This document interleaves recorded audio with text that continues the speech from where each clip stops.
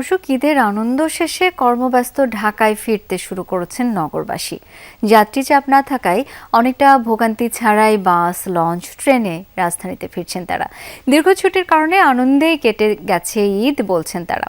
আবার ঈদের ছুটির শেষ দিনেও ঢাকা ছাড়তেও দেখা গেছে অনেককে। ঈদ শেষ, এবার ফেরার পালা। সোমবার সকাল থেকেই সদরঘাট লঞ্চ টার্মিনালে ভিড়তে থাকে দক্ষিণাঞ্চলের বিভিন্ন রুট থেকে ছেড়ে আসা একের পর এক লঞ্চ।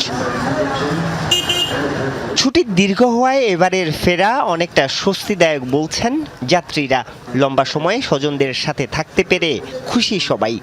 আনন্দের কথা বলে বোঝানো যাবে না, খুব ভালোভাবে কাটলো আর সুন্দরভাবে আসলাম।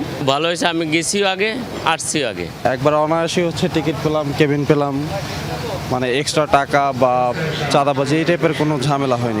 রেল স্টেশনেও দেখা গেছে একই চিত্র।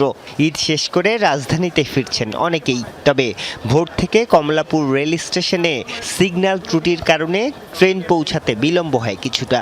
আবার ঈদের ছুটির শেষ দিনেও অনেককেই রাজধানী ছাড়তে দেখা গেছে।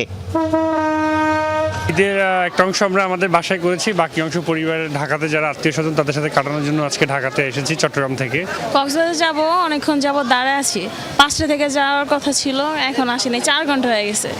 রাজধানীর বাস টার্মিনালগুলোতেও ছিল যাত্রীদের ভিড়। পরিবারের সাথে ঈদ শেষে হাসি মুখে ফিরছেন অনেকে। তবে রাজধানী ছাড়ছেন এমন মানুষের সংখ্যাই বেশি। যাচ্ছি একটু মা বাবা ভাই বোনের সাথে দেখা করতে। মেয়ের বাড়িতে গেছিলাম, মেয়ের বাসায় বেড়ানো শেষ করে আবার চলে আসলাম আর কি। যাওয়ার সময় এমনিতে যানজট ছিল না, আজকেও আসার সময় কোনো যানজট হয়নি। মঙ্গলবার থেকে শুরু হবে অফিস। পরিবহন সংশ্লিষ্টরা বলছেন ঈদ শেষে রাজধানীতে ফেরা মানুষের চাপ বাড়বে মঙ্গলবার সকাল থেকে। আরিফুর রহমান সবুজ, যমুনা নিউজ, ঢাকা।